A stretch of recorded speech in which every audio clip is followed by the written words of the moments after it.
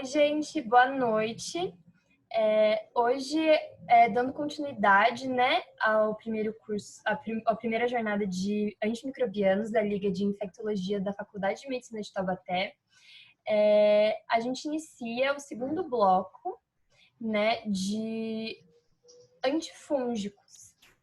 A aula de hoje vai ser sobre pilares da terapia antifúngica, com o Dr. Nathanael Advardiana,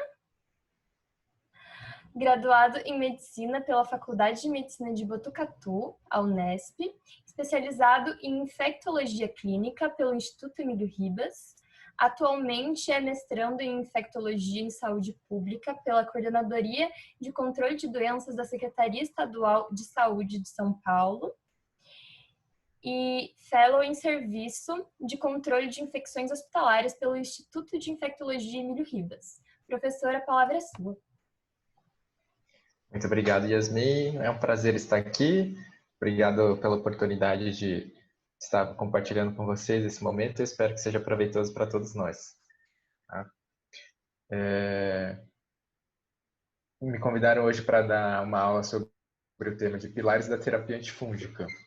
É um tema, na verdade, bastante amplo e como essa aula tem um público-alvo específico, eu preparei essa aula de uma forma a direcioná-la para as pessoas que estão se preparando para sair agora, né, para a carreira assistencial, para que elas tenham uma noção da melhor forma como eles podem organizar o pensamento diante de uma suspeita de uma infecção fúngica e aí como dar os primeiros passos. É claro que essa aula, na verdade, ela é apenas um pontapé, né, ou uma porta para vocês se adentrarem no mundo, né, das infecções fúngicas invasivas. É realmente um mundo que compreende pacientes de vários tipos, fungos de vários tipos e origens, tratamentos muito distintos, então não seria um tema que caberia somente numa aula, né, de uma hora, ou seja. Então, o que a gente quer apresentar aqui não é especificamente tornar as pessoas experts em tratamentos de fungos, mas dar às pessoas uma noção sobre o racional que se deve tomar diante de uma suspeita de uma infecção dessas. Tá? Então, para começar, eu não tenho conflitos de interesses a declarar nesse momento. E para os pilares, de forma a resumir bem, nós temos 3, e na verdade eu vou revelar um quarto fator ao final da aula. Né? 3 fatores bastante importantes que se deve considerar quando a gente vai pensar em terapia antifúngica. Né? A identificação precoce, o início terapêutico precoce e o rastreio de agravos.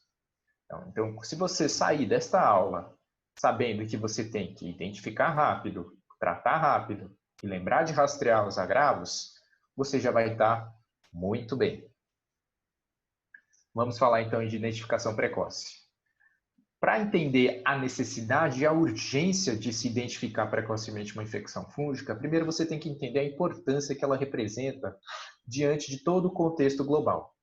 Então, as infecções fúngicas, e no contexto hospitalar, principalmente representadas pela candidemia nos pacientes críticos, são responsáveis pela terceira a quinta causa de infecção relacionada à assistência à saúde nas UTIs, né, principalmente pelas cândidas. E elas têm uma mortalidade elevadíssima. Mesmo nos países mais desenvolvidos, com mais recursos, a letalidade chega até 1 em cada 3 pacientes. E em países de baixa e média renda, que eles chamam de low mid income countries, a mortalidade chega até 70%. Né? Para não falar apenas das cândidas tradicionais, outra coisa que a gente tem observado bastante também é a alteração no padrão e no perfil de fungos que a gente vem observando conforme a gente vem tratando cada vez mais fungos no nosso ambiente hospitalar. Então, a taxa de cândidas não álbicas, que seriam as cândidas que têm maior tendência a serem resistentes aos tratamentos convencionais, principalmente com fluconazol, tem aumentado e já são responsáveis por mais de 50% das infecções fúngicas no ambiente da UTI. Então, isso é um contexto muito importante. Né?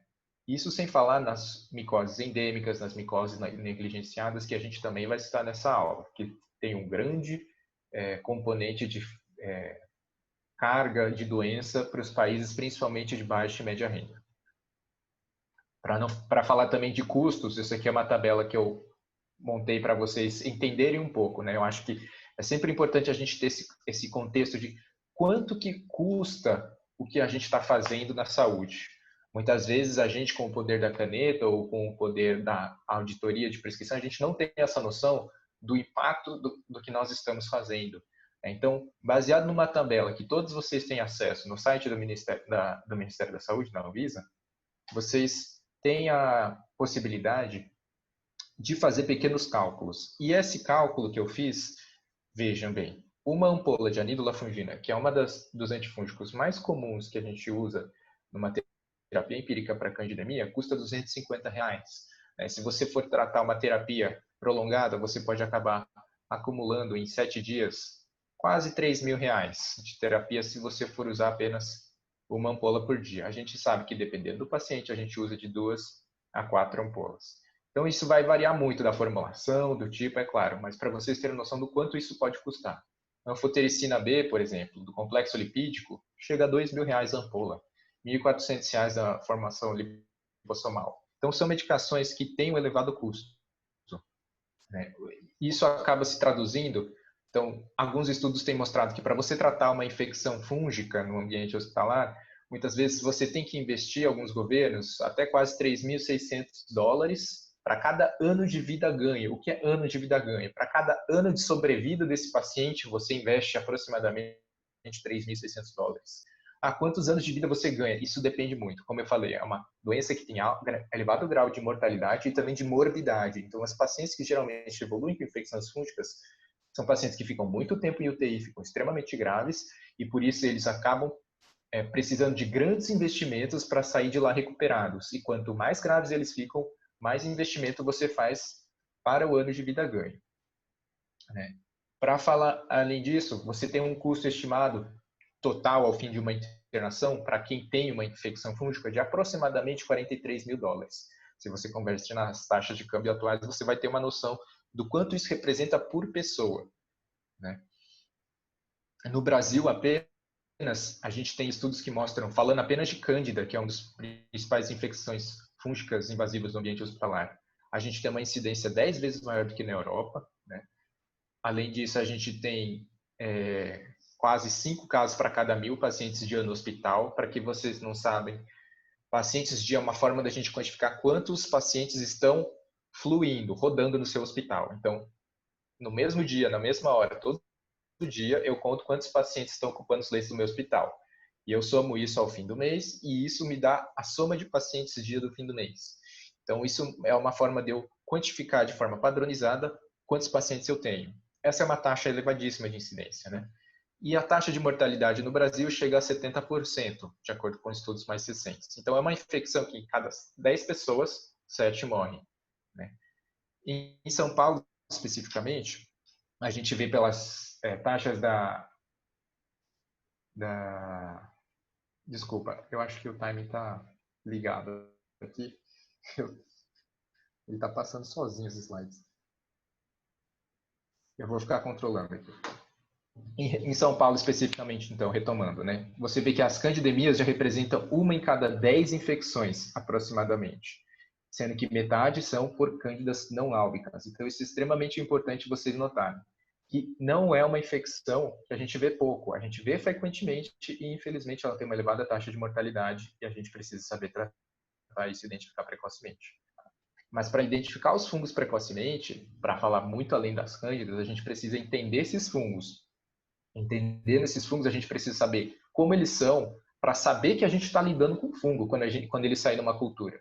Porque nem sempre vocês vão estar em hospitais universitários, na vida real vocês vão estar trabalhando com laboratórios muitas vezes sem aquela qualificação universitária, muito mais voltado para um perfil comercial, para demandas que muitas vezes não são voltadas muito para academicismo, então não vão ter todos os testes que vocês leem nos livros. É muito importante, então, vocês também terem o mínimo conhecimento do que vocês estão vendo quando vem uma leitura prévia de leveduras em identificação, IFAs em identificação, em que circunstância foi colhida essas amostras, para vocês saberem com o que vocês estão lidando. Em termos de leveduras, as leveduras são fungos que se manifestam de formas geralmente unicelulares, mas eles se reproduzem de uma maneira que a gente chama de brotamento, né? Esse brotamento nada mais se passa do que uma divisão celular, e essa divisão celular acaba gerando de novas formas individuais. Porém, se não houver uma completa separação entre os corpos, o que a gente observa é a formação do que a gente chama de pseudo-hifas. As pseudo-hifas, elas configuram basicamente várias leveduras grudadas entre si, formando corpos um pouco mais complexos que podem se beneficiar dessa estrutura pela troca de recursos, defesa, em várias características desse tipo. Os principais representantes são as cândidas e os criptococos. Os criptococos sendo também muito característicos porque as suas leveduras, quando colocadas na tinta de nanquim, aquela tinta de papelaria mesmo, vocês veem uma cápsula polissacarídica extremamente espessa, que não se cora. Né? Então, ele fica com esse aspecto como se fosse um sol iluminado. Né? Isso é extremamente característico e específico do Cryptococcus. Já as hifas, né, elas são colônias multicelulares mesmo, elas são complexas, mais complexas, e elas são responsáveis muitas vezes por fungos que se manifestam na forma que a gente chama de micélio. Eles formam colônias maiores e eles, através dessas estruturas, formam esporos que provêm maior variabilidade genética. Eles podem ser septados ou não septados. Isso é extremamente importante, porque voltando um slide, quando vocês observam aqui a diferença entre uma hifa e uma pseudo-hifa, lembrando que a pseudo-hifa é uma configuração de leveduras, você vê que as hifas geralmente têm componentes extremamente retilíneos, com brotamentos laterais algo angulados, pode ser até 90 graus. Ah, nossa, que específico, é importante eu saber se é 90 graus ou angulado. É interessante você lembrar um pouco disso, porque se você fala hifas retas, geralmente você lembra muito mais zigomicoses, que são doenças extremamente graves. Hifas mais anguladas geralmente lembra alguns outros tipos de fungos, como, por exemplo, o mais representativo deles, os aspergilos, que dão infecções pulmonares extremamente graves, tá certo? E quando vocês veem as pseudo-hifas, vocês veem que elas geralmente são pedunculadas aqui, né? Você vê que elas são como pequenos brotos mesmo, já que as hifas, pelo contrário, elas são extremamente retas. E o que diferencia finalmente as hifas, quando vocês veem nessa figura G aqui, é o corpo de frutificação. Na ponta, geralmente ele vai ter um corpo de frutificação da onde vão formar novas estruturas reprodutivas. Pode surgir os esporos, e é o caso dos aspergilos aqui dessas pontinhas floridas que vocês veem lindamente. Isso não é uma imagem computadorizada, eles realmente são assim quando corados, são estruturas extremamente elegantes. Né? Mas, para além disso, o que nós temos que ter cuidado é a formação dos fungos dimórficos. Os fungos dimórficos, basicamente, são fungos que, a depender das condições ambientais, podem se manifestar tanto como leveduras quanto como hifas. Né? Então, as condições ambientais, principalmente temperatura, umidade, quantidade de nutrientes, pH, eles acabam determinando a formação diferente deste fungo. Geralmente, quando ele está em condições mais favoráveis, ele pode se manifestar de uma forma que ele pode ter uma reprodução com maior variabilidade genética. E quando ele está num ambiente menos favorável ou num hospedeiro, né, intermediário, ele acaba se reproduzindo de uma forma mais rápida, né, e com menos variabilidade genética, que pode acabar se tornando as leveduras. Então, nesse caso, fungos dimórficos que causam doenças nos seres humanos, muito comuns e conhecidos, são o histoplasma, blastomyces e os coccidioides.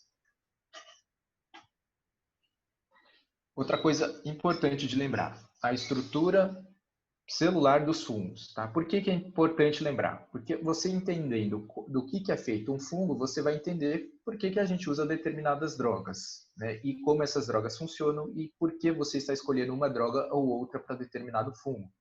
Então, basicamente, o que é extremamente característico dos fungos, nesta parede celular com ergosterol, essa membrana celular aqui com essas bolinhas cinzas, com dois pauzinhos, basicamente representa o ergosterol. E esse ergosterol é o principal sítio de ação de grande parte dos antifúngicos. Né? Os poliênicos, através das anfotericinas, os imidazólicos, como o famoso fluconazol, o cetoconazol, a terbinafina e a nistatina também atuam nessas cadeias de ergosterol. Né? Dentro no intermediário entre essa membrana e a parede celular mais externa, geralmente formado de polissacarídeos, a gente tem substâncias como a beta-deglucana, que são esses triângulos em laranja. A beta-deglucana, ela é o componente da matriz da parede celular, que ela é muito importante porque ela não só é característica de alguns fungos, como é o sítio de ação de umas drogas muito importantes, como as equinocandinas. Para além disso, uma outra medicação, a 5-flucitosina, ela tem ação dentro do núcleo, e a gente vai falar um pouco mais sobre isso à frente. Então, se você entender isso, você vai entender, quando a gente falar um pouco melhor dos fungos, você vai entender por que a gente usa determinada droga em um, determinada droga em outro. As manifestações clínicas das micoses especificamente, a gente pode falar delas conforme a sua profundidade. Falando de fora para dentro, ou do meio externo para o meio interno, né, elas podem acometer todos os planos do nosso corpo, inclusive de corpo de animais. Então, eles partem da superfície, das epidermes, até a parte subcutânea, invadindo os vasos linfáticos e podendo se disseminar de forma sistêmica, acometendo basicamente qualquer órgão, os mais comuns. Via respiratória, então, principalmente também os fungos que não só migram através do trato linfático, mas que são inalados, acometem também sítios ósseos, dando osteomielite, sistema nervoso central, dando meningites, fígado, baço, músculos, dando abscessos, peritonites. Então, os fungos basicamente podem causar uma miríade de infecção extremamente importante. É por isso é importante você lembrar desse tipo de infecção. Os fungos, claro, cada um tem uma certa atropia, né, uma certa predileção por algum tipo de sítio conforme o nutriente disponível, né, e a condição de imunidade do hospedeiro. Então, pacientes imunossuprimidos geralmente têm uma manifestação mais disseminada em alguns órgãos mais específicos. Então, vocês vejam que aspergilos, blastomyces, coccidioides, que são fungos que geralmente são adquiridos de forma mais via inalatória, eles se manifestam mais em sítios pulmonares, mas isso não impede de ter manifestações extrapulmonares também. Já a candidemia, que geralmente coloniza o trato gastrointestinal, ele acaba tendo um acometimento geralmente muito comum em peritonites, apendicites perfuradas, fístulas do trato gastrointestinal, mas também é muito comum em quebras de barreira por dispositivos invasivos, que é por isso que eu citei ele tanto no começo. Né? Fora isso, a gente tem as famosas micoses da pele, né? As dermatofitoses e outras infecções que passam um pouco da epiderme e vão para o subcutâneo, como as cromoblastomicose e esporotricose.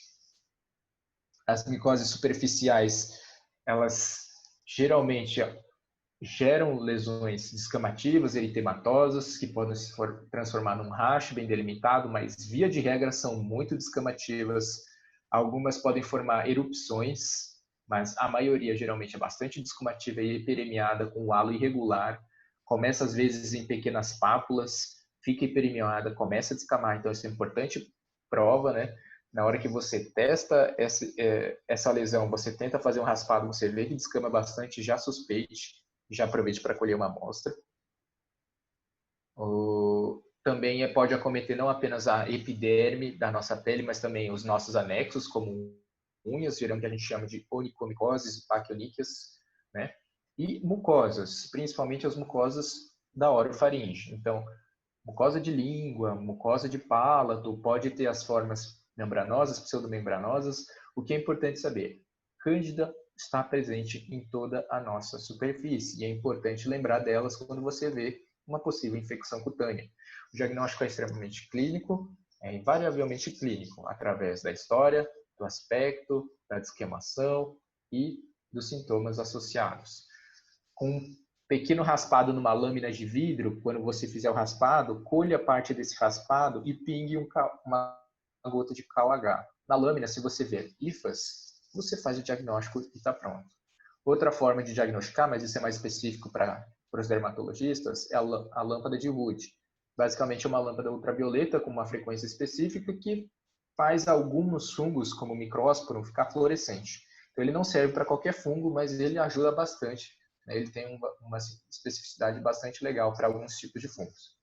A terapia geralmente de lesões mais localizadas, que só acomete no máximo 2 sítios, não chega a acometer mais do que 5, 10% da superfície do corpo, podem ser tratadas com tópicos. Mas se o paciente tem uma forma extremamente disseminada, né, ou ele tem problema de imunidade, com risco de translocação, quebra de barreira, geralmente a gente recomenda que associe uma terapia sistêmica, que nada mais é do que dar um fluconazol por boca, outra proposta sistêmica parecida. Eles podem acometer qualquer parte do nosso sítio, então por isso que a gente fala de tínia de várias formas, mas basicamente tudo se trata de tínia. A tínia capitis, que é basicamente dos termos capilares, corporis, quando acomete o tronco, pedis, quando pega o pé, unguium, quando pega todo o leito unguial, né, as unhas, e cruris, quando chega nas regiões da virilha, muito relacionadas também a fraldas, tá certo? Todas estas formas são micoses superficiais. O tratamento é mais ou menos a forma como a gente falou, né, com pequenas variações em termos de terapia tópica ou sistêmica, dependendo do grau do acometimento e a importância dos sinais e sintomas. Mas os imidazólicos geralmente são a melhor opção nesse tipo de tratamento. E as micoses subcutâneas agora. As micoses subcutâneas, elas vão um pouco mais profundo do que a epiderme, né, e elas não só podem ficar localizadas, como elas também podem acabar se disseminando através do trato linfático. Elas geralmente são inoculadas através de trauma, então são doenças muito comuns em pessoas que acabam tendo traumas dos membros, e por isso que são micoses mais comuns de ocorrer nos membros das pessoas, pernas e braços. Tá? Os fungos que geram esses tipos de micose geralmente são o que a gente chama de saprófitos, ou seja, são fungos que sobrevivem de matéria orgânica morta no solo, superfície de galhos, matéria orgânica em decomposição. E os maiores representantes são a esporotricose e a cromoblastomicose, né? Duas doenças fúngicas que basicamente podem ser consideradas, de certa forma, até negligenciadas pela falta de diagnóstico e tratamento.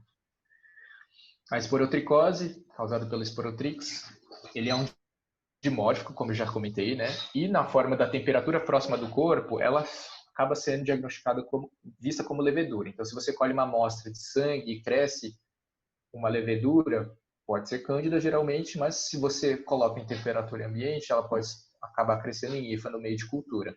Isso é extremamente importante para o microbiologista e principalmente para o médico que está atendendo o paciente, né?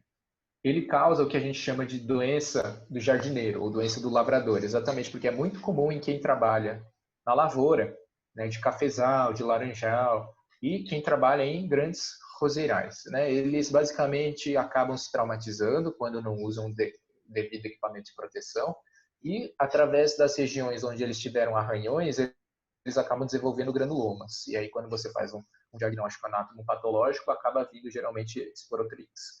Ele também acomete muito animais, e os animais acabam passando para os humanos, principalmente gatos e alguns cães domésticos.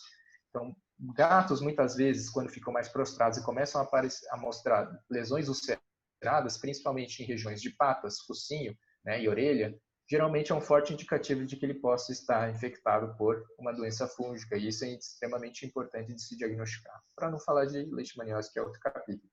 Mas as doenças fúngicas podem também ser transmitidas através dos animais. Isso é extremamente importante lembrar, porque isso vai fazer parte da sua anamnese na hora de você perguntar e fazer a investigação.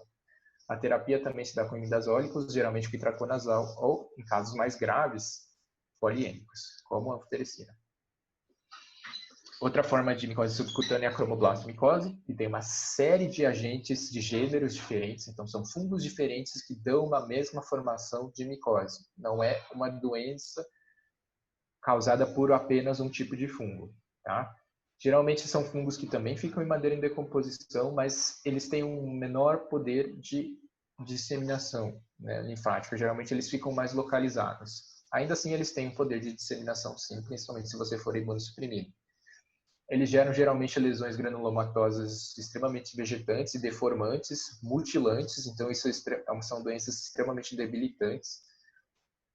E como é uma doença negligenciada, poucos médicos lembram desses tipos de doença, muitas vezes esses pacientes passam em vários serviços e vários médicos até serem diagnosticados, eles são diagnosticados geralmente numa fase muito tardia. Por isso é extremamente importante vocês lembrarem de fungos em todos os momentos. Tá? O diagnóstico se dá através também do hidróxido de potássio, quando ele forma corpos escleróticos cobreados, né? Ou no PANT, não, anatomopatológico. Tratamento também, itraconazol e, claro, controle do foco com cirurgia, porque essas alterações deformam o processo vascular ali do sítio anatômico e isso dificulta a penetração do antifúngico no local.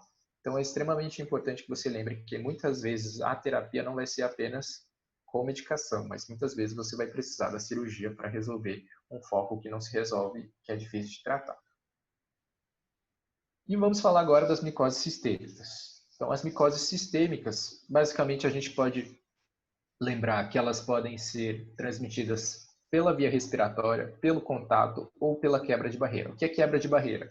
Quebra da sua pele ou da mucosa, seja do trato orofaríngeo, do trato gastrointestinal. Então, através disso, ela consegue cair na sua corrente sanguínea, no seu trato linfático e se dissemina para órgãos. Como eu falei, as vias subcutâneas elas podem acabar sendo formas de transmissão das formas localizadas se transformando em sistêmicas, como o caso da esporotricose e promoblastomicose. Mas as principais formas de aquisição das micoses invasivas são através do trato respiratório. E os fatores associados para as doenças fúngicas invasivas geralmente têm muito em comum, que são principalmente déficit de imunidade, deficiência celular, distúrbios metabólicos, que eu vou explicar para alguns muito específicos, desnutrição, que leva a uma déficit de imunidade secundário, a presença de dispositivos invasivos que leva a quebra de barreira e alguns outros fatores como nutrição parenteral, mas isso vai ser explicado mais à frente. As micoses sistêmicas, Então vamos falar primeiro dos Blastomyces coccidioides histoplasma. Eles basicamente têm uma forma de aquisição inalatória, então a gente inala os esporos, geralmente em áreas rurais ou em áreas que tem muitas árvores, restos de solos, vegetais mortos, fezes de aves, eles acabam estando presentes e quando a gente pisa e levanta esses esporos no ar, a gente acaba inalando eles. Eles podem acabar sendo controlados pelo nosso sistema imune ou se você não tem uma imunidade tão reativa a esse tipo de fungo, ele pode acabar se disseminando. Eles não são transmissíveis entre as pessoas, então isso é extremamente importante lembrar, porque essas doenças acabam gerando estigma entre as pessoas, elas não se transmitem entre pessoas. E a apresentação clínica geralmente varia muito conforme a gravidade. Então, as pessoas geralmente que têm boa imunidade, elas evoluem muitas vezes até assintomáticas ou pouco sintomáticas, oligosintomáticas. Outras pessoas podem ter pneumonias ou pneumonias intersticiais, formando processos muito parecidos com a tuberculose, com granulomas. E outras pessoas podem ter a forma disseminada, com acometimento de diversos sítios à distância, o coração, com endocardite, sistema nervoso central, com meningite ou abscessos, os olhos com retinite, endoftalmite, os ossos com osteomielite, baço, esplenite, fígado. Então, muitos sítios podem ser acometidos a partir do momento que ele cai na corrente sanguínea, basicamente qualquer um. Mas é muito mais comum que isso aconteça em pessoas principalmente imunossuprimidas. O diagnóstico se dá principalmente através do anátomo patológico e com o auxílio de algumas serologias ou testes de antígenos. A terapia se dá na associação ou no uso singular, dependendo da situação e do grau de acometimento da doença, de imidazólicos e anfotericina. Isso a gente depois precisa ser estudado mais em um outro capítulo. As micoses sistêmicas por si, elas também têm um outro representante muito importante, que é o Cryptococcus. E existem duas variações, o Neoformans e o GAT. Qual a importância de saber que existem as duas? A forma mais predominante no mundo é a variação Neoformans. Elas correspondem por aproximadamente 80% das infecções fúngicas e são a doença fúngica que mais mata pessoas com HIV/AIDS. Eu pensei que fosse Cândida. Cândida mata muito, de 30% a 40%, mas Cryptococcose é a que mais mata, invariavelmente. Certo? Mata principalmente de que forma? Meningoencefalite. O Cryptococcus ele tem uma alta atropia pelo sistema nervoso central e ele acaba se obstruindo as trabéculas aracnoides. Para quem lembra de anatomia, as trabéculas aracnoides são basicamente responsáveis por manter um fluxo licórico adequado, produção e reabsorção. A partir do momento que as leveduras se instalam nessas trabéculas e obstruem o processo de reabsorção, você acaba evoluindo com uma hiperacumulação de líquor no sistema nervoso central. Isso faz com que você tenha processos de hipertensão intracraniana, muitas vezes fatais, exatamente porque muitas vezes o diagnóstico é muito tardio, né? Então, é um manejo extremamente complicado, que precisa sempre do auxílio de um especialista, na medida do possível, um infectologista ou um neurologista, e muitas vezes pode levar a sequelas. Não apenas isso, ele pode formar também grandes acúmulos, que a gente chama de pseudocistos fúngicos, né, no parênquima cerebral. E isso acaba fazendo com que você tenha que estender a terapia, muitas vezes por meses, né? Então, é uma infecção extremamente grave e não apenas ela pode acometer o sistema nervoso central, como ela também pode levar a quadros respiratórios e qualquer outro sítio do corpo, né? Ela tem uma mortalidade elevadíssima, de quase 70%, mas o seu diagnóstico pode ser relativamente simples no sistema nervoso central, através da tinta da China no líquor. Outro diagnóstico muito bom é o diagnóstico através do antígeno, na pesquisa do látex ou do lateral flow, que é nada mais do que a fitinha igual um teste de gravidez, né? Tem 2 pontos positivos, é positivo, tem antígeno de cripto lá, você faz o diagnóstico altamente específico, bom.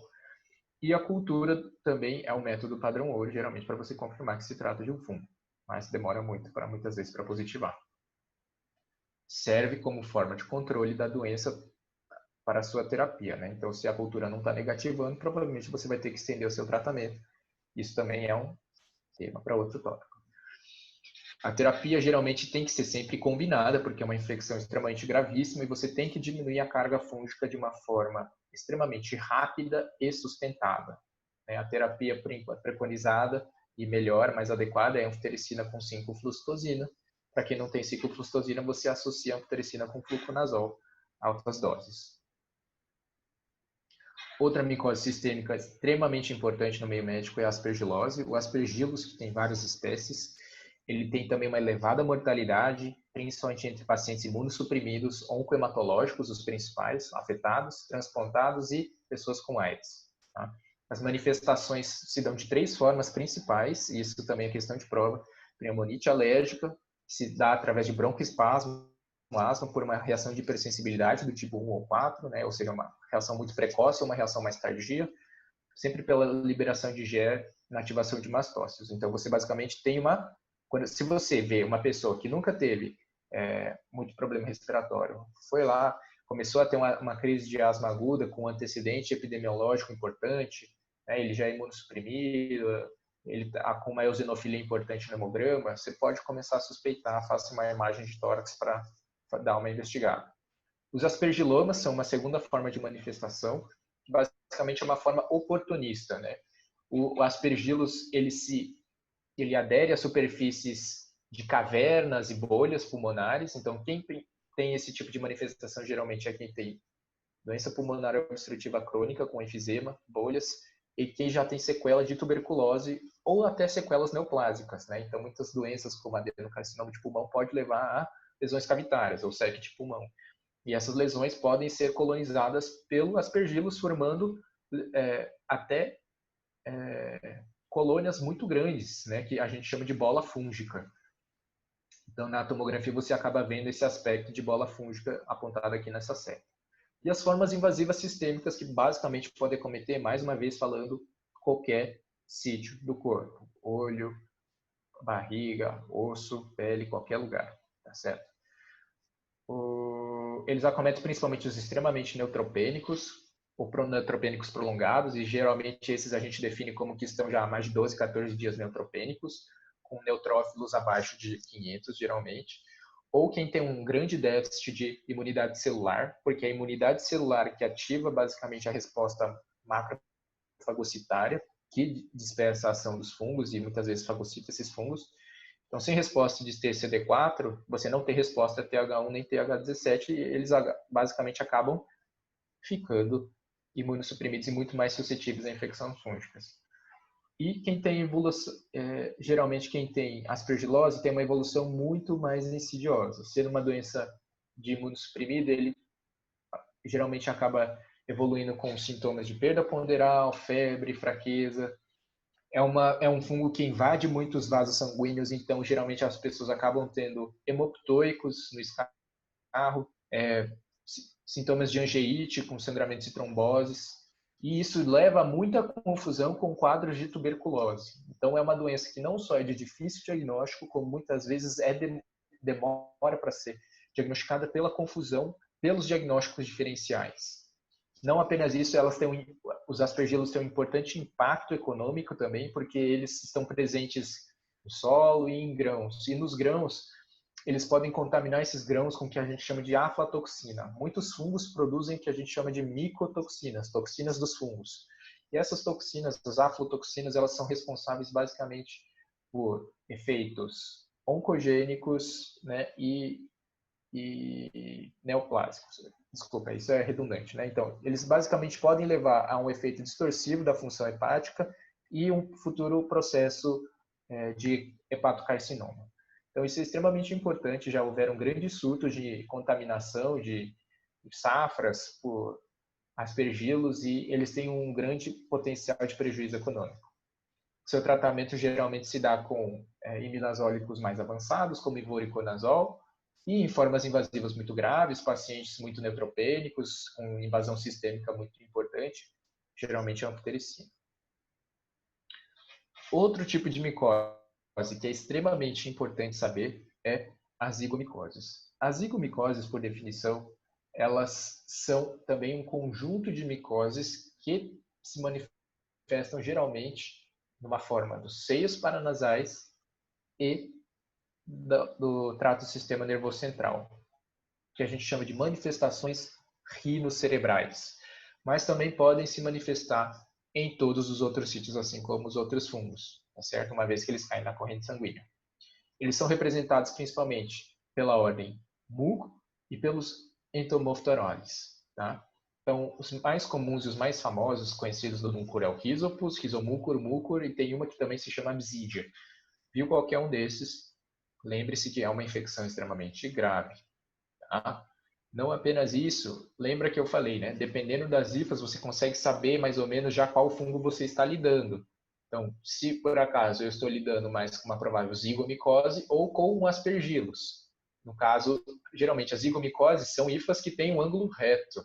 Então, isso é extremamente importante, porque muitos dos laboratórios que vocês vão ter, vocês que vão ter que pedir, me faz um KH, uma prata, me diz pelo menos o que você viu desse fungo, se ele tem hifa reta ou não, porque muitas vezes eles vão demorar para conseguir culturar esse fungo, vão demorar para conseguir identificar. Poucos vão ter método molecular para identificar esse fungo. Então, isso são algumas dicas que já vão te dar ganhar tempo para começar um tratamento empírico mais adequado para o seu paciente. As zigomicoses, então, são responsáveis por mais ou menos 10% das pneumonias fúngicas.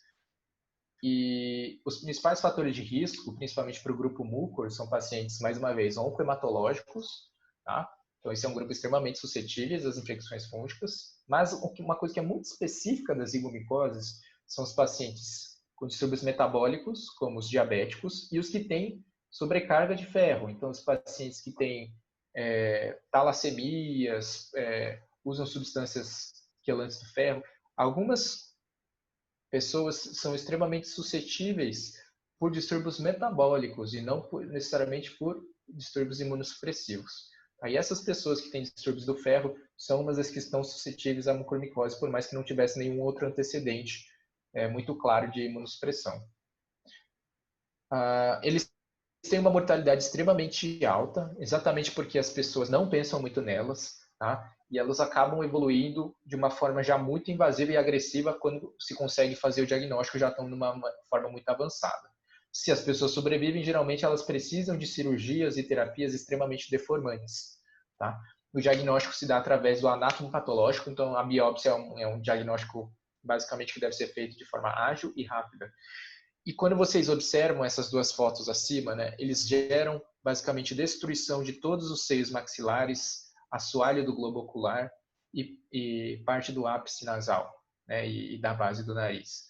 Essas necroses que vocês veem nessa foto deste homem à direita, elas são extremamente comuns em pacientes com infecções rinocerebrais, tá certo? Então, essas infecções, você viu o paciente com fator de risco para infecções fúngicas com esse tipo de lesão, corra para tentar um diagnóstico, comece terapia antifúngica precoce, tá? porque esse paciente pode vir a ter um desfecho muito desfavorável, com uma mortalidade de mais de 70%. Tá? E aí que é preciso que você, como clínico, você como cirurgião, como otorrino, cirurgião de cabeça e pescoço, como infecto, como qualquer um intensivista, tenha esse paciente na mão, com muito cuidado, porque esses pacientes acabam evoluindo muito grave. São infecções extremamente agressivas. Terapia sempre combinada, tá? E geralmente extremamente extensa, até que o cirurgião tenha obtido um bom controle do foco, tirando toda a camada de fungos que tem aderido ali na superfície do parênquima e do osso da pessoa. As candidíases, tá? As candidemias, elas são as micoses sistêmicas mais prevalentes, como eu já falei, no mundo, de forma relevante no ambiente hospitalar, principalmente. E ela tem várias famílias. É extremamente importante você conhecer esses nomes, Candida albicans, glabrata e cruzi, principalmente. A Emulone e a auris são outras duas que você eventualmente vai ter que conhecer também, porque elas vêm causando um grande estardalhaço, um alvoroço nos países da Europa e dos Estados Unidos. E a gente espera que isso possa acabar surgindo algum dia aqui, mas a gente está de olho. Qual que é a importância? As cândidas, elas recebem o mesmo gênero, mas elas, através da espécie, podem nos predizer o grau de suscetibilidade a determinado remédio. Por exemplo, a Candida albicans geralmente é suscetível a todos os azólicos, bem como a parapsilose, tropicalis, a lusitane. Mas a glabrata e a cruzi, elas são resistentes, via de regra, aos imidazólicos, aos fluconazóis, tudo. Alguns guias recomendam que você pode usar até voriconazol para essas cepas, principalmente a glabrata, que a glabrata, diferentemente da cruzi, eles dizem que é dose dependente. Mas em pacientes graves, você não deve usar esses remédios que podem potencialmente não funcionar. Então, via de regra, você deve trocar a classe. Basicamente, desses nomes, lembrem-se de glabrata, cruzi e albicans, que são os três principais que você vai precisar eventualmente saber lidar no dia a dia. Mas as outras você deve já ir se familiarizando um pouco com esses nomes, porque elas também não são incomuns. Lembrem-se que a cepa albicans, ela já foi superada por todas essas outras no meio de infecções de candidemia. Então, é importante você saber esses nomes, pelo menos o albicans, glabrata e cruzi, sim. Tá? Isso pode, inclusive, cair em prova. Elas são, as cândidas, elas não são, basicamente, só infectantes, elas vivem em nós, elas estão presentes no nosso trato intestinal. Se você fizer qualquer cultura de fungos das fezes, sempre vai crescer uma cândida por aqui e por ali, tá certo? Elas fazem parte de nós, elas nos causam doenças quando existe um desequilíbrio entre o nosso microbioma, né, e o nosso sistema imunológico. Então, se a gente usa muito antifúngico, muito antibiótico, tem um dispositivo que quebra a barreira da nossa pele, se a gente tem uma perfuração intestinal, geralmente ele pode acabar se tornando um agente infeccioso. Tá? Lembrando também, as cândidas também estão muito presentes na superfície da nossa pele, principalmente a parapsilose através da nossa mão. Então, por isso que não é incomum você acabar tendo infecções através de dispositivos invasivos, como os catéteres. Tá? Além disso, elas, quando também estão em desequilíbrio, podem causar infecções na própria superfície, como as dermatites, mucosites e vaginites. Né? Vaginite por cândida, muitas mulheres têm durante o ano. Dermatites de fralda, principalmente idosos ou crianças, ou pacientes obesos nas dobras, né, de mamas, virilhas, e mucosites em pacientes geralmente que estão com algum grau de imunossupressão. As manifestações profundas ou sistêmicas aí vão para qualquer sítio do corpo, mais uma vez, como as outras infecções fúngicas que eu já falei. No HIV/AIDS, ela se torna a principal infecção fúngica em termos de prevalência, tá certo? Muito próxima ali da criptococose. Lembrando que a criptococose é uma das que mais mata no HIV. Tá? Sua mortalidade também gira em torno de 70%. Então vocês vão ver, nossa, parece que ele copiou e colou. Sim, a mortalidade das doenças fúngicas invasivas são altíssimas, porque a gente demora para pensar em fungo e quando vai tratar já está numa forma geralmente extremamente agressiva e avançada. Os diagnósticos eles podem se dar através de meios tradicionais, como as culturas, principalmente as hemoculturas. Aí está um ponto importante, eu não vou me ater muito, tá, ao capítulo da Cândida, porque a gente vai ter uma aula só disso, mas o frasco de hemocultura aeróbica comum já é suficiente para diagnosticar Cândida, tá certo? Então você não precisa pedir uma hemocultura específica para fungos, porque todos os nutrientes presentes no caldo, do frasquinho de hemocultura aeróbica, geralmente já são suficientes para que esse fungo específico cresça. Tá?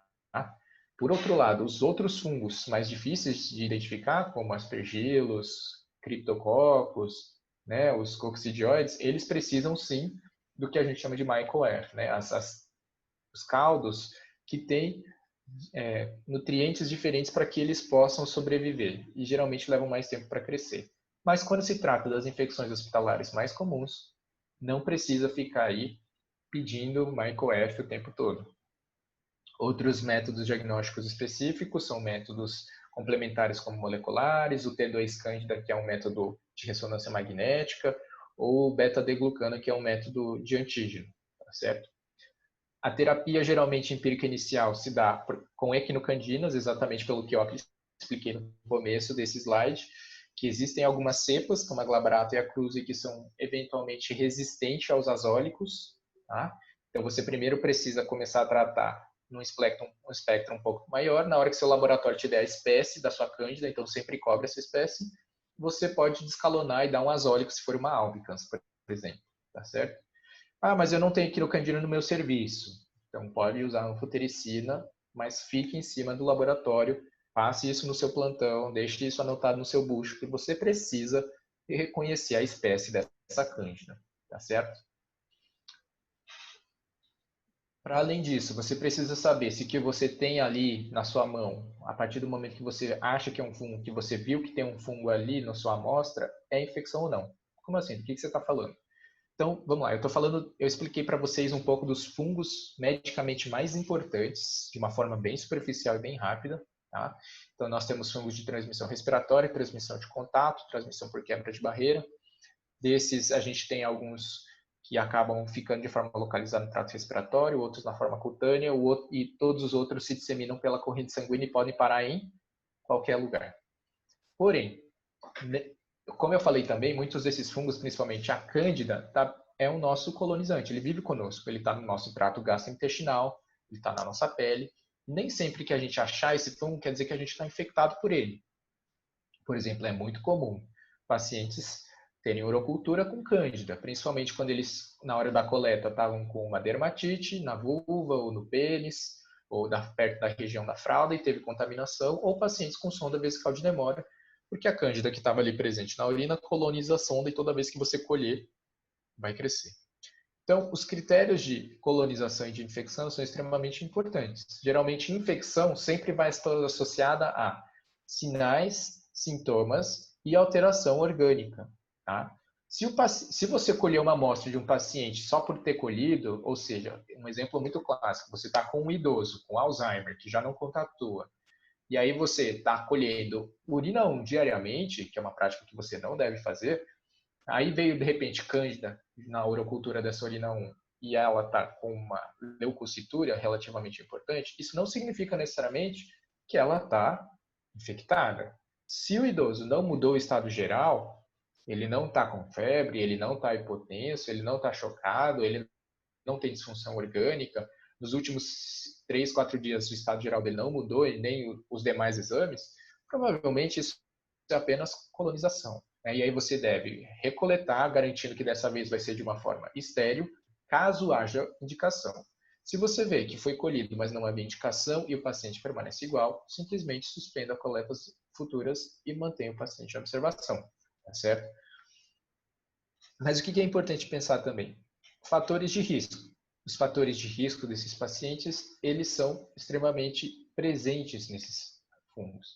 Então, quando você pensa nas formas de transmissão mais prevalentes, né, você vê que elas podem se dar em pacientes principalmente muito pequenos, para quem vai trabalhar com pediatria, os neonatos, principalmente os pré-termos, os prematuros, eles são extremamente suscetíveis, né, a ter algum quadro de infecção por fungos, porque os prematuros têm uma pele ainda imatura, eles têm um trato gastrointestinal extremamente imaturo, então eles translocam muito bactérias e fungos, eles fazem muita sepse por bactérias e fungos de forma espontânea, né? E a pele da mãe também pode ter cândida e eles podem acabar sendo colonizados por esses fungos quando eles vão amamentar, tá certo?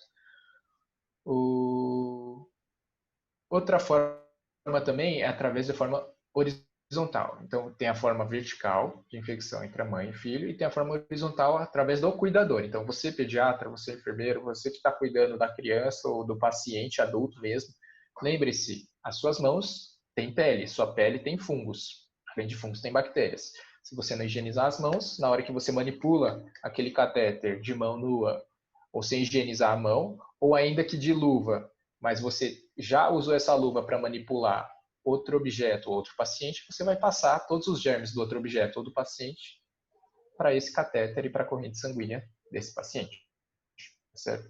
Então, essas são formas de você transmitir esse fungo para as pessoas e elas podem acabar ficando colonizadas ou contaminadas, né, caso elas tenham realmente disfunção. Elas têm vários fatores, né, principalmente déficit de imunidade, quebra de barreira como queimaduras, problemas na pele, prematuridade, déficit de imunidade, própria virulência do fungo. Então, se for um fungo muito mais virulento, ele pode acabar se multiplicando de forma mais veloz, consumindo mais nutrientes e infectando. E as medicações, algumas medicações levam à redução da flora bacteriana e ao aumento da flora fúngica, isso com principalmente o uso de antibióticos de largo espectro de forma prolongada. Então, esses fatores de risco basicamente compõem um sinal de alarme caso o seu paciente tenha uma nova disfunção orgânica. Será que uma paciente continua somente colonizado por esse fungo ou será que ele está contaminado, infectado dessa vez? E aí você deve pensar numa possível infecção, se ele tiver esses fatores de risco, e se você e dependendo da evolução do quadro clínico, correto? Então, eu coloquei essa frase aqui para vocês pensarem, né? Se ele já deveria estar lá, pense duas vezes, se não é colonização. Mas se ele não deveria estar lá, seja rápido. Se você achou a colônia ou os fungos na urina, pense duas vezes. Ele está realmente com disfunção orgânica? Ele está piorando? Eu não tenho outro sítio possível? Agora, eu achei fungo no líquor.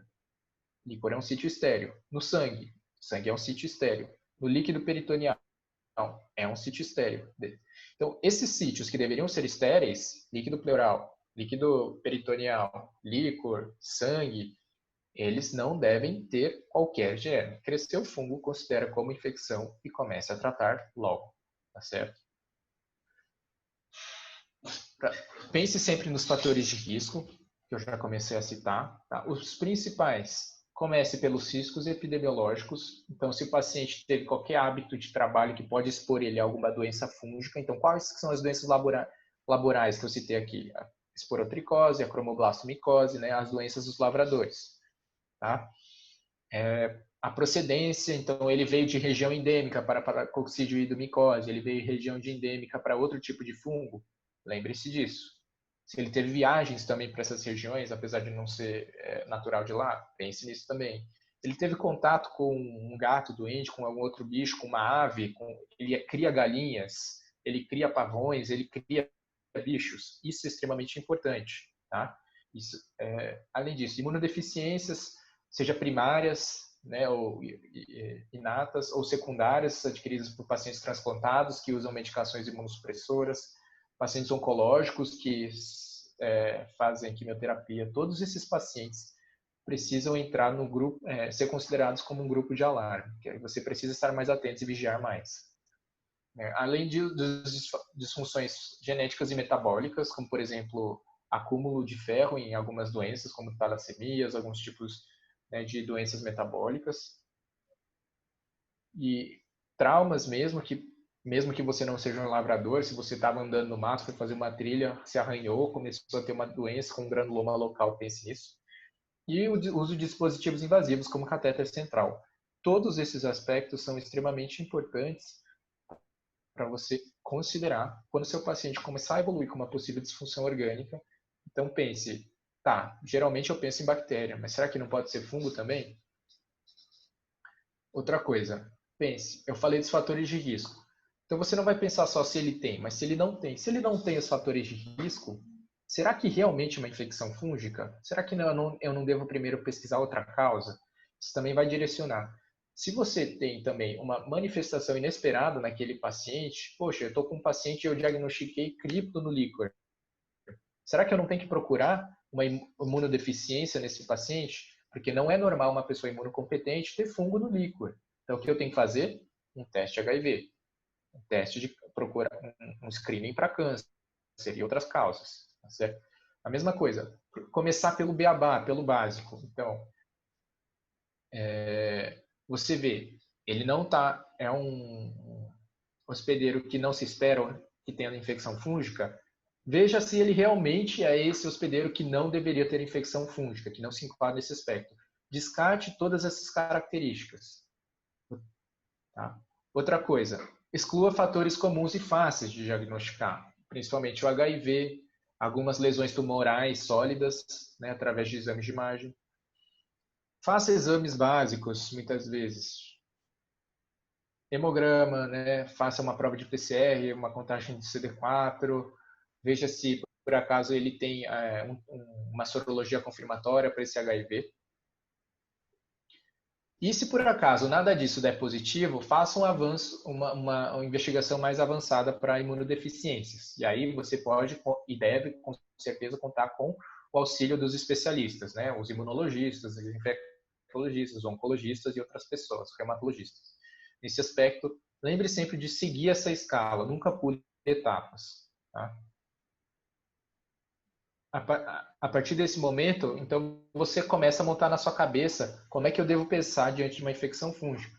Quais são os fatores mais comuns, sejam infecciosos clássicos, metabólicos, fatores extrínsecos como o uso de drogas, quimioterápicos, imunossupressores, transplantados, traumas, qual o trabalho dele, fatores genéticos. Tá?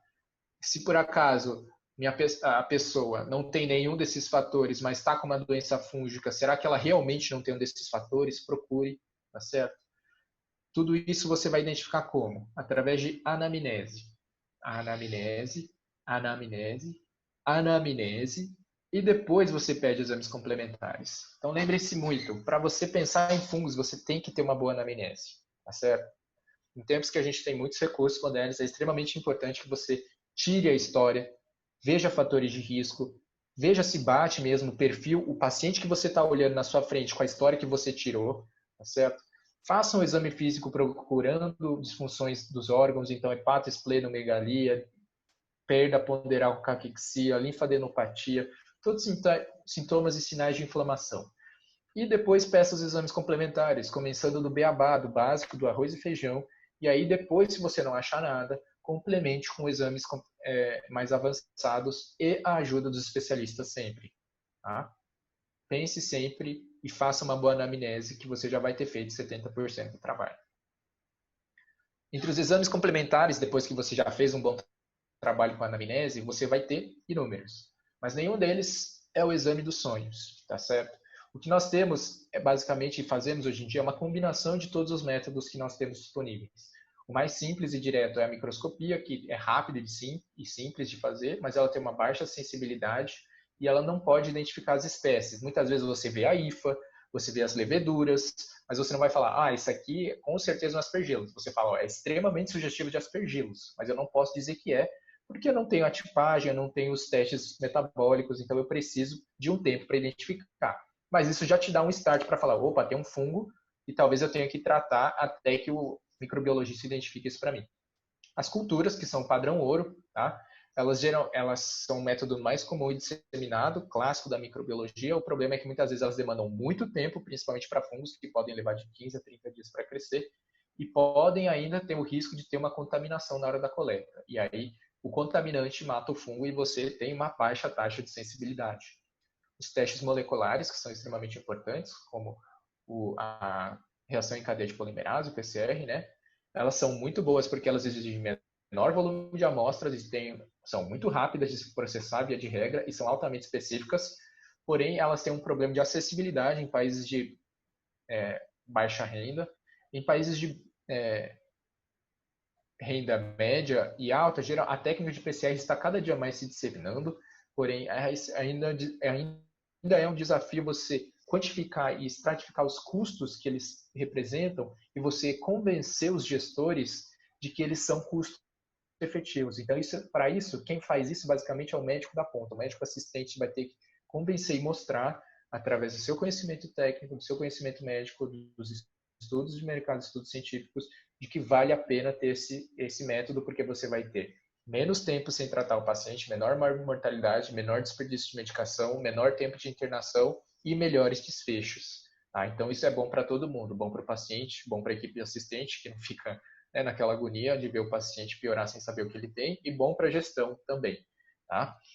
Sorológicos, então, os sorológicos eles são bons porque dependendo do resultado eles têm uma altíssima especificidade de mais de 95% em muitas das doenças fúngicas invasivas. O problema é que muitas vezes eles têm baixa sensibilidade ou mesmo que eles tenham vindo positivo, você não sabe se é uma infecção muito antiga ou não tão antiga que tem uma certa relevância. Então, assim, ainda assim, geralmente, via de regra, se é uma prima infecção ou não, você precisa saber determinar, através desses testes sorológicos, se você está lidando com uma infecção propriamente dita. Então, o grande desafio desses testes sorológicos também é você ter um laboratório que possa processá-los. Geralmente, são poucos os laboratórios que podem processar esses testes sorológicos. Outros testes, que isso aí você já deve ter ouvido falar em alguma aula de vocês, são os antígenos, como galactomanana, beta-glucana, ou o teste de antígeno para histoplasma na urina. Né? Eles são testes muito simples, geralmente são testes imunocromatográficos ou testes de ELISA, né? Eles são testes de ELISA não, são testes de detecção direta de antígeno e principalmente as formas imunocromatográficas. E eles são rápidos, muitas vezes levam minutos, 10 minutos para serem realizados, são altamente específicos e têm uma custo-efetividade muito boa. O problema é que nem todos são muito sensíveis. Mas, por exemplo, você tem o lateral flow de antígeno para criptococose, que tem uma sensibilidade muito boa, de quase 90% em sangue e líquor. Então, existem, dependendo do fungo que você está buscando, uma alta relação de custo-benefício. Então, são exames extremamente interessantes. Tá? Os testes de sensibilidade antifúngicos, eles auxiliam também na hora que você identifica um fungo a saber qual é o remédio certo, com menor toxicidade que você vai dar para o seu paciente. E os exames radiológicos são exames complementares que podem dar achados sugestivos ou não de um processo fúngico, principalmente no trato respiratório, em pacientes de risco. Então, não existem lesões extremamente específicas de infecções fúngicas no trato respiratório, mas algumas são muito sugestivas. Como, por exemplo, no trato respiratório você pode ter o que eles chamam de lesão do halo invertido, que é o que vocês veem aqui nesse pulmão esquerdo dessa tomografia de tórax. Então, é uma lesão quase que cavitada já, com um halo muito radiolucente na periferia e nódulos realmente sólidos quando a gente observa, né? O que muitas vezes pode até se confundir com um quadro neoplásico se não for feito um anátomo patológico ou um microbiológico. Outras infecções importantes são as infecções sinonasais. Então, é importante a gente lembrar também, como eu já falei, das infecções rinocerebrais, como as zigomicoses.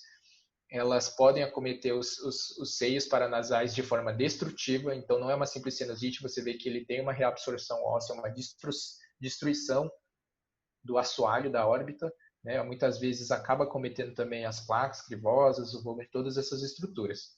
E as infecções do sistema nervoso central, como abscessos ou pseudocistos na neurocriptococose. Todos esses sinais geralmente são sugestivos, mas a gente precisa sempre buscar a causa. Então lembre-se, poxa, eu tenho um paciente que ele não tinha nenhuma história pregressa de patologias, mas veio aqui, agora tem uma lesão altamente sugestiva de doença fúngica, vamos procurar se ele realmente não tem história pregressa, se ele não tem imunossupressão, doença oncomatológica, HIV, AIDS, e procurar causas para essa imunossupressão. Depois desse longo momento de entender a importância de identificar eles precocemente e as armas que você tem para identificar ele precocemente, vamos pensar agora em como tratar. Então, a terapia precoce, primeiro você tem que pensar, tá, como é que eu trato as doenças, principalmente infecciosas? Ou você dá o remédio, ou você arranca a infecção, tá certo? De uma forma bem grosseira falando. De uma forma um pouco mais didática, você tem o tratamento farmacológico contra o cirúrgico. Se você tem um foco que a gente chama de fechado, o que é um foco fechado?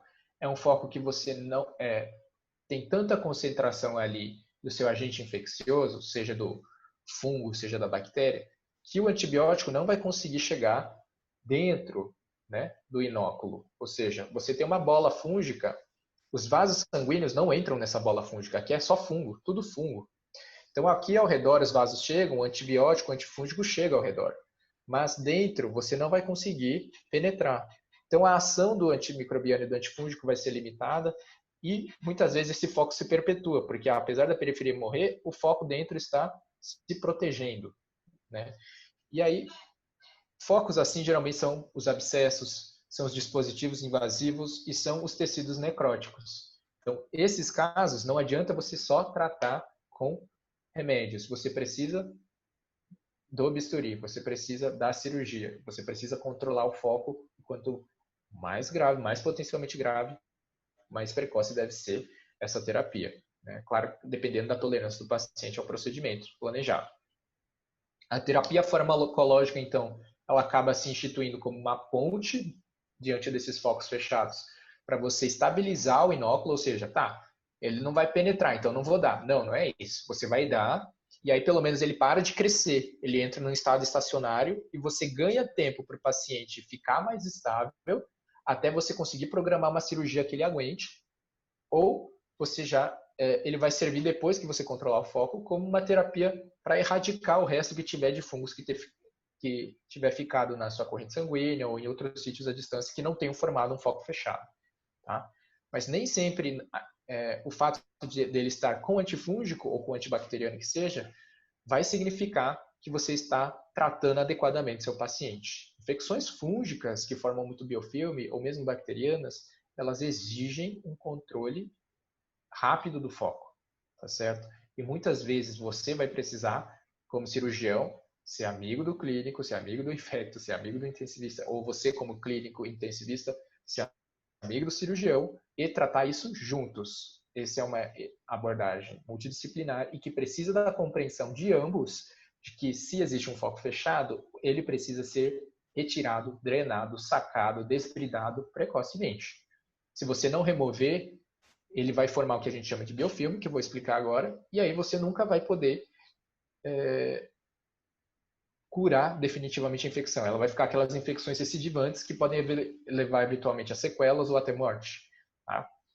Agora, o paciente é muito frágil, eu não vou conseguir operar ele agora, então deixa o remédio por um tempo, vai reavaliando o paciente periodicamente, e aí se esse foco começar a diminuir devagar, aí você programa depois uma cirurgia num segundo momento, né? Então, no primeiro momento, no segundo momento, faça uma abordagem em 2 momentos, mas sempre com a conversa, com o diálogo com a equipe cirúrgica, dependendo do caso, tá certo? E caso seja um foco que você acha que ele nunca mais vai poder operar, por mais que ele seja um foco com biofilme, aí você vai precisar fazer o que a gente chama de imunossupressão crônica. Você vai tratar sabendo que você nunca vai curar. Então, você vai deixar uma supressão crônica, não uma terapia curativa. A terapia precoce, você vai analisar como decidir basicamente em 3 pontos. Então, primeiro, se o seu paciente está estável ou instável. Segundo, qual que é o foco e o agravo, qual que é a nobreza do sítio acometido. Então, por exemplo, corrente sanguínea, sistema nervoso, órgãos do trato gastrointestinais imprescindíveis, eles são nobres e você não pode perder eles. Então, você precisa de um tratamento rápido, um tratamento precoce. Não adianta só ficar cozinhando com a medicação. Muitas vezes você vai precisar retirar o abscesso mecanicamente mesmo com cirurgia. E o controle do foco, o terceiro ponto. Se ele é fechado ou não. Agora eu já expliquei o que ele é fechado, tá certo? Então, se você tem um paciente instável ou com acometimento de sítio nobre ou de sítio foco fechado, claro, já começa a terapia antifúngica precoce, mas tenha também na mão e ao seu lado o cirurgião, porque muitas vezes é só através da intervenção cirúrgica que você vai realmente salvar a vida ou salvar o órgão desse paciente, tá certo? Então, tenham isso em foco. Paciente instável, paciente com acometimento de sítios nobres e foco fechado, não adianta só dar remédio. Isso é um dos pilares da terapia antifúngica. Tá? Qual antifúngico eu vou escolher? Esse é um tema bastante amplo e eu citei bem por cima quando eu expliquei quais são os fungos de maior relevância médica, mas eu não vou falar aquele beabá do use esse remédio nessa dose, com tal intervalo, por tantos dias, porque isso varia muito conforme qual paciente você está tratando, se é imunossuprimido ou não, qual tipo de imunossupressão, qual é o controle do foco, se foi operado ou não, né? E então assim, seria uma aula separada para cada tipo de micose que eu já expus aqui. O importante que vocês saibam é basicamente os tipos de antifúngicos. Então, os imidazólicos, que atuam no ergosterol, a anfotericina, que é um poliênico, que ela faz um furo, basicamente um canal na membrana de ergosterol do fungo, permitindo a desestruturação osmótica do fungo. Tá? As equinocandinas, que atuam na síntese da beta-glucana, e a terbinafina, tá? que acaba aturando também na formação do esqualeno, epoxídeo. A fluoxetosina, que também altera os processos intracelulares do núcleo.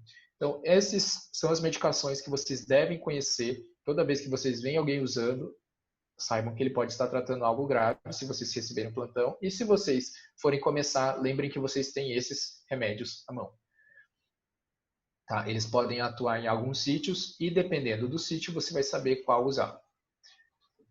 Mas lembrem-se, existe uma coisa que os fungos, e não só os fungos, mas as bactérias formam muito bem também, que são os biofilmes. Os fungos formam ótimos biofilmes. O que é esse raio de biofilme que você já falou tanto?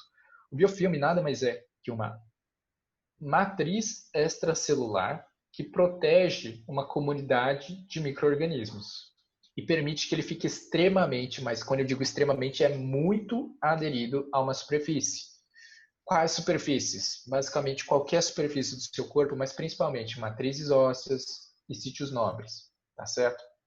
Sítios pouco vascularizados geralmente. E o que é o barato desse biofilme? Por que ele é extremamente importante para qualquer tipo de tratamento, não apenas antifúngico, mas para o fungo é muito importante? Porque essa matriz extracelular, ela confere uma série de propriedades de resistência à terapia que a gente pode instituir, ou seja, o fungo que forma biofilme, a bactéria que forma biofilme, fica muito resistente ao antifúngico e ao antibiótico. Os fungos, eles não estão sempre nadando na nossa corrente sanguínea quando a gente está dando remédio. Né? O que a gente chama de comunidades planctônicas, que estão móveis.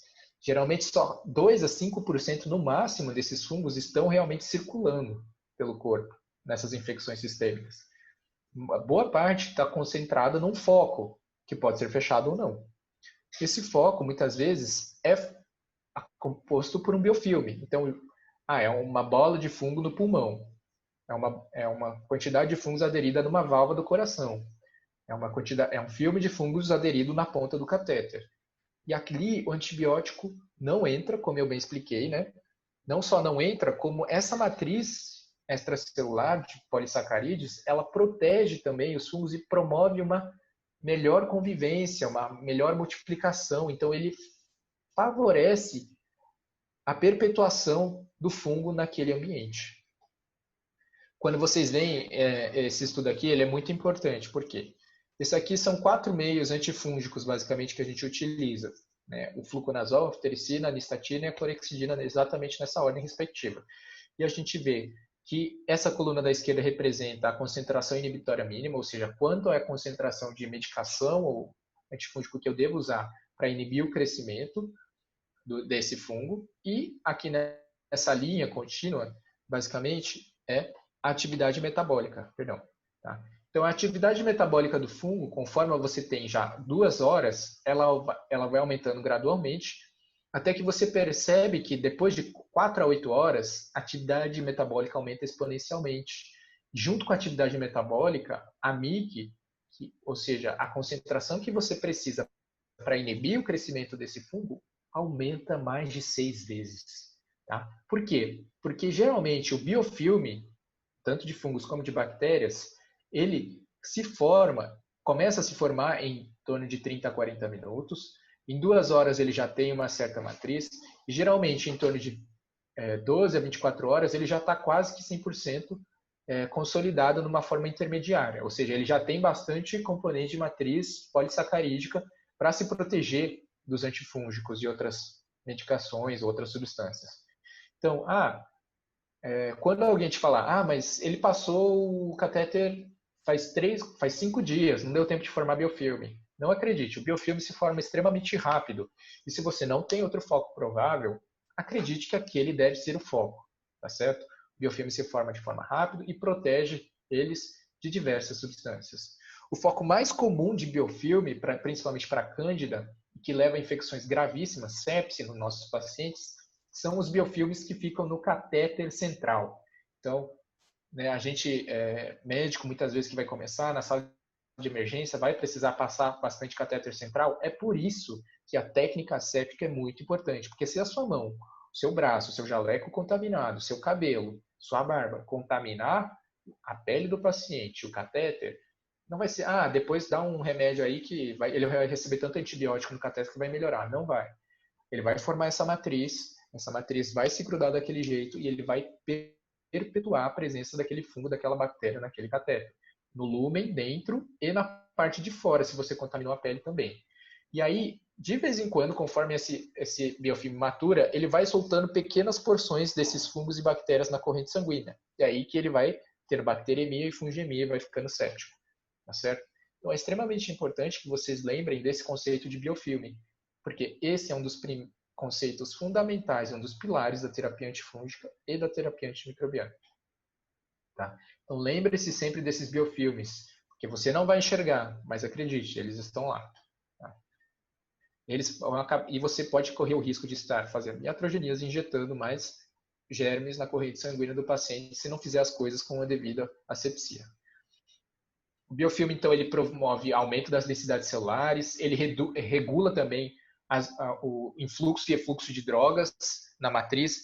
Então, é muito interessante que esse processo de biofilme ele faz com que muitas drogas sejam inativadas pela própria presença de matrizes polissacarídicas, que impedem a penetração de forma mecânica, mas ele também promove canais de efluxo que joga para fora as drogas, tanto antifúngicos quanto antimicrobianos, né? Ele também coloca as células que estão no estado mais profundo, na base do biofilme, em um estado metabólico mais hipoativo, menor, mais lento. Isso faz com que elas tenham uma reserva energética e metabólica importante. E não só isso, quando você tem um menor metabolismo, você tem menor absorção da droga e você é mais resistente à droga, né? Então ele tem muitos mecanismos de defesa do próprio fungo dentro desse biofilme. Então lembre-se, tem biofilme, tem foco fechado, chama junto o cirurgião. Cirurgião, fique junto, entenda esse lado do clínico, tá certo? A gente precisa trabalhar junto. Se tem um dispositivo invasivo, um catéter central, saque, troque, mande a ponta para a cultura. Se tem um abscesso, drene. Se tem um tecido necrótico, desbride, tá certo? Mas é claro, sempre que o paciente tiver condições de passar por aquele procedimento. A gente sabe que a medicina não é 100%, que a gente tem limitações. Quem trabalha no ambiente de medicina intensiva sabe que nem sempre você vai poder sacar aquele acesso porque o paciente tem falência terapêutica, falência de acesso venoso. Nem sempre você vai conseguir drenar um abscesso porque ele é muito profundo e o paciente está instável hemodinamicamente. Então, existem situações que vocês precisam se conversar, tá certo? E isso é extremamente importante, porque todos nós estamos trabalhando junto para o bem-estar do paciente. Então, essa avaliação vai vir de um conjunto da equipe multidisciplinar. E não só isso, você tratou cedo, mas você tem que rastrear os agravos. Por quê? Como eu falei, os fungos, eles circulam por toda a corrente sanguínea. E quando eles circulam por toda a corrente sanguínea, basicamente o que eles podem fazer? Cair por todos os órgãos. E 2 exames que podem te ajudar a rastrear de forma simples e relativamente de baixo custo e muito custo efetiva são, em primeiro lugar, a fundoscopia, em segundo lugar, o ecocardiograma. A fundoscopia, né, por que ela é importante? Os êmbolos fúngicos, os êmbolos sépticos, eles muitas vezes ficam ocultos no sítio ocular. Tá? E eles podem levar a retinite e endoftalmite. A retinite, por si, ela representa de 5 a 30% dos acometimentos ocultos dos pacientes que têm candidemia. Então, até mais ou menos 30% dos pacientes que tiveram candidemia confirmada, ou seja, eu estava com um paciente na UTI e na hemocultura dele cresceu cândida, então começamos a tratar a candidemia, legal. Mas façam o screening, por quê? Porque ele pode ter infecção no olho. Mas o que vai mudar?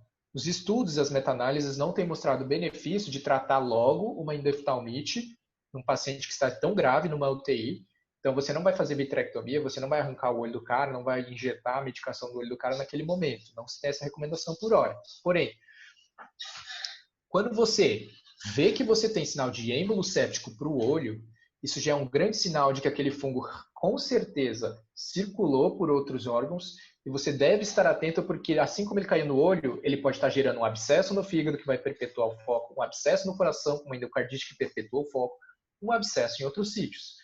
Então, eu vou fazer uma fundoscopia por causa da urgência oftalmológica. Não, não necessariamente isso. O que os desfechos mostram é que os pacientes com candidemia diagnosticada geralmente têm a endoftalmite ou a retinite melhorada, curada ou parcialmente tratada com a própria terapia sistêmica que você vai dar para a candidemia, para a infecção da corrente sanguínea, com a equinocandina, com azólico ou com principalmente a anfotericina, porque o equinocandina não penetra no sistema nervoso central do olho.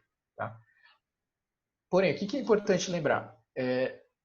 Isso vai te servir como um sinal para procurar outros focos, ficar atento, porque esse é um paciente com certeza com pior prognóstico e que ele pode ter outros sítios profundos de fungo que eu vou ter que controlar. Então, eu tenho que fazer um screening, tá certo? Então, pedir um fundo de olho é um exame extremamente rápido, custo-efetivo, barato, tá certo? E que vale a pena ser feito. Recomendado pela Sociedade Brasileira, para a Sociedade Americana de Infectologia, tá certo? Outros agentes, além da cândida, que pode dar endoftalmite, retinite, aspergilose, criptococose e coccidioidomicose. Tá? O ecocardiograma, como eu já falei, também é outro exame extremamente interessante. Por quê? É um exame que é pouco invasivo, o transtorácico, e ele diagnostica uma infecção extremamente grave, né, que geralmente acaba necessitando de intervenção cirúrgica. Tá? Então, as endocardites fúngicas, eles basicamente correspondem a quase 3% de todas as endocardites que a gente tem diagnosticado.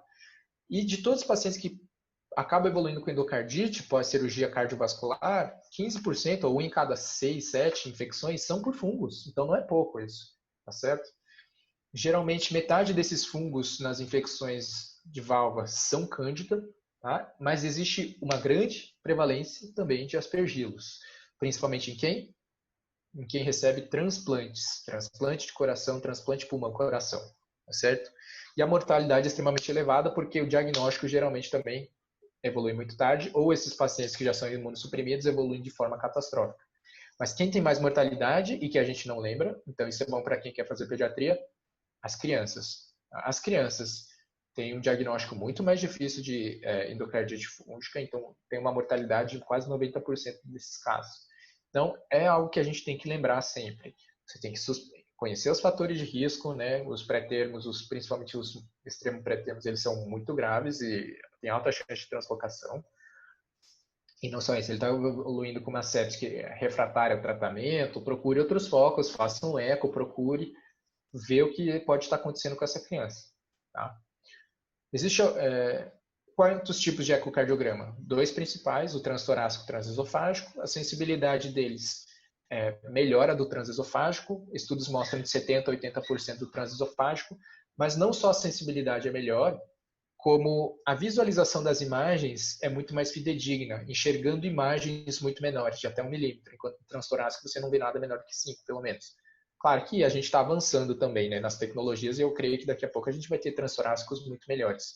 Mas se você vier com um transtorácico negativo, isso não significa que você descartou endocardite se a suspeita permanecer, se você já viu que tem um fundo de olho alterado, se você já viu que você tem sinais de embolia com outros sítios acometidos, suspeite de que ele pode ter uma endocardite também. Porque você vai ter que, se você confirmar num transesofágico posteriormente que ele tem uma endocardite, você vai ter que provavelmente prolongar o tratamento antifúngico e conversar com o cirurgião cardiovascular, porque tem biofilme na válvula, né? A endocardite nada mais é do que a formação de biofilme pela bactéria ou pelo fungo na válvula cardíaca ou em outro sítio do coração, tá certo? Então, no endocárdio. Tudo isso é extremamente importante para vocês entenderem que biofilme faz parte dos pilares de terapia. O fundo de olho é extremamente barato, custo-efetivo e pode te dar um sinal prognóstico e um sinal de procurar outros focos à distância. O ecocardiograma é a mesma coisa, tá certo? Então, o ecocardiograma ele pode ter vários achados. Isso aqui é muito grotesco, tá? Mas vocês veem A imagem da esquerda e da direita é um relato de caso, esse aqui, da revista Circulation, muito famoso. Tá? E ele viu uma imagem vegetativa, esse aqui era um usuário de drogas que endovenosa que acabou evoluindo com uma vegetação massiva no ato direito, e aí vocês veem que é uma endocardite fúngica por cândida, basicamente. Tá? Outras coisas que eles acham, abscesso nas válvulas, tá? Trombos, que podem ser focos também infecciosos. Então, trombos, abscessos ou vegetações acabam sendo possíveis sinais de endocardite, você deve investigar. Imagens complementares que já foram citadas antes, mas que também podem te ajudar num diagnóstico complementar. Então, antes eu falei num diagnóstico precoce. Você tem que achar rápido, tem que fazer screening. Legal. Então, você fez uma imagem, tem imagem sugestiva de infecção fúngica, principalmente a pulmonar, ótimo. Mas, para além disso, você fez uma hemocultura num paciente que estava internado já. Você não estava pensando em fungo. Cresceu fungo. Pense que a imagem pode te ajudar também a procurar infecções à distância. Assim como o eco, assim como o fundo de olho, uma tomografia ou um ultrassom do abdômen pode te ajudar a achar abscessos esplenohepáticos, tá certo? Uma toma, uma ressonância numa paciente que está evoluindo com uma lesão de membros, de articulações e ossos, pode te mostrar uma possível osteomielite. E um paciente que evolui com alteração do nível de consciência, rebaixamento, refratário ao tratamento, você pode acabar achando granulomas, abscessos e pseudocistos. Tá? Então, são exames que devem ser utilizados de forma complementar. Então, nós aprendemos que nós temos fungos. Quais são esses fungos? Porque é importante identificar eles de forma precoce, porque é necessário iniciar o tratamento de forma precoce, já que a terapia geralmente costuma, na vida real, ser iniciada de forma tardia, porque a gente demora para diagnosticar, e aí nessas fases muito tardias e avançadas a doença está já tão disseminada que a mortalidade chega a 70% na maioria das micoses. A gente já aprendeu que a gente deve rastrear os potenciais agravos, porque isso muda o tempo de tratamento, tá certo? E um quarto fator é o infectologista, tá certo? Parece brincadeira, mas esse aqui é um estudo mais recente, tá certo? Ele basicamente mostra que os pacientes que tiveram consultas com o infectologista foram melhor manejados, em termos gerais. Tá? Eles tiveram uma taxa de não tratamento muito menor, tá certo?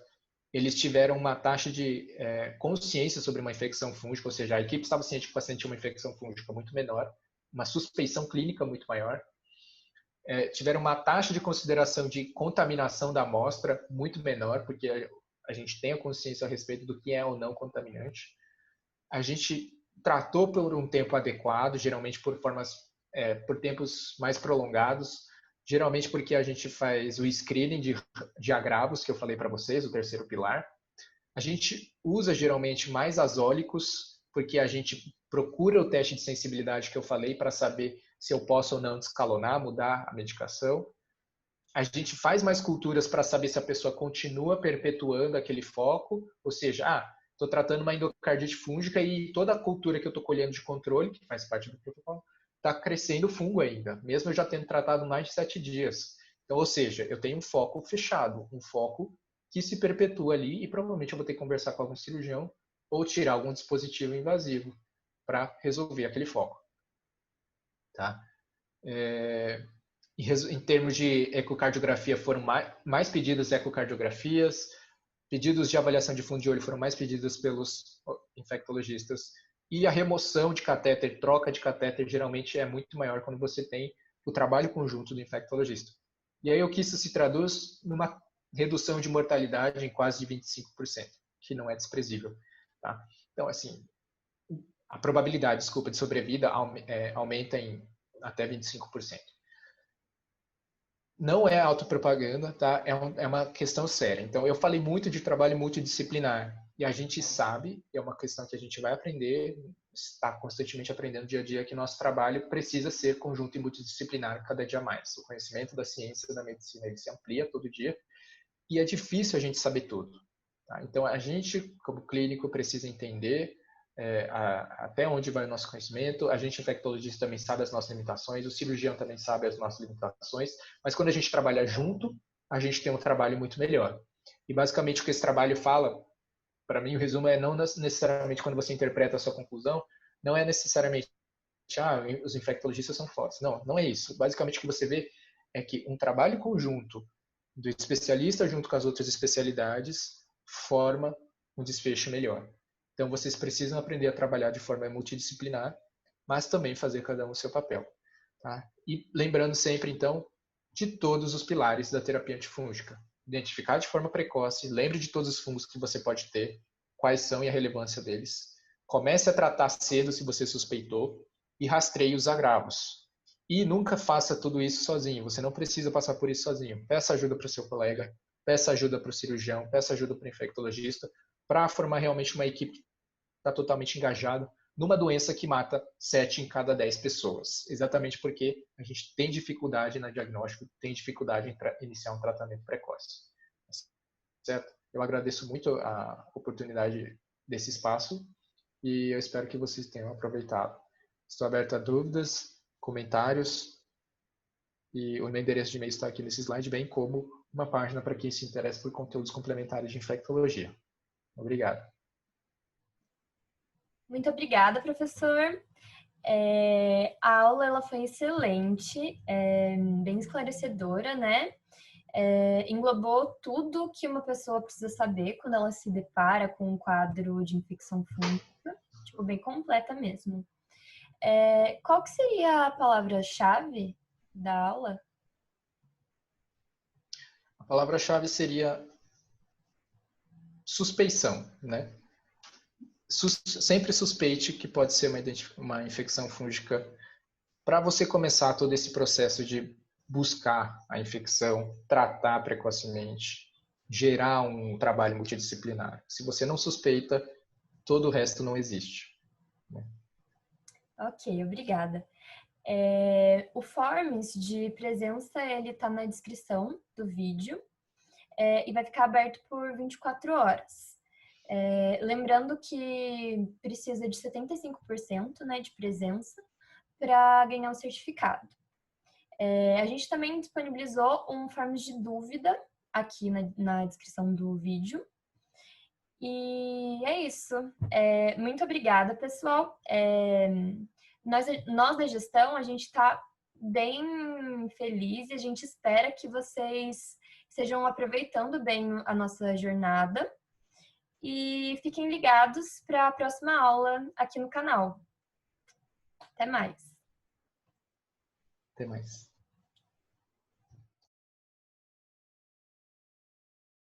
Oi, gente, meu nome é Jude, eu sou atual gestão da Liga Acadêmica de Infectologia da Faculdade de Medicina de Taubaté.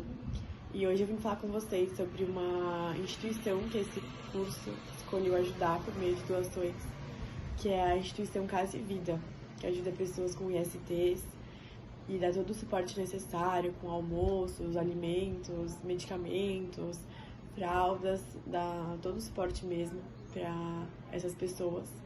E a instituição existe há 16 anos na cidade já, e já ajudou muita gente. E agora, nesse momento de crise, está precisando da nossa ajuda.